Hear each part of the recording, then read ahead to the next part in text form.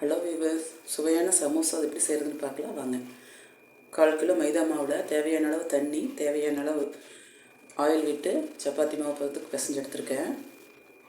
அதை சின்ன சின்ன உருண்டையாக தேவையான அளவு உருட்டி தேய்ச்சிக்கலாம். அளவான சூட்டில் ஒரு தவா வச்சு அதில் இதை போட்டு அளவான சூட்டில் லைட்டாக இது பண்ணி எடுத்துக்கலாம்.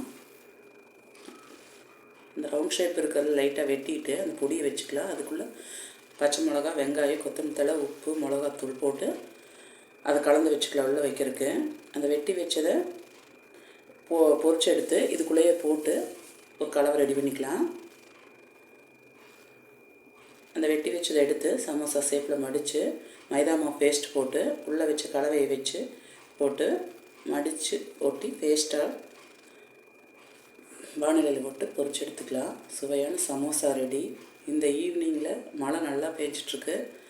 சூப்பராக மொறு சமோசா ரெடி ஆயிடுச்சு. ட்ரை பண்ணி பாருங்கள், சூப்பராக இருக்கும்.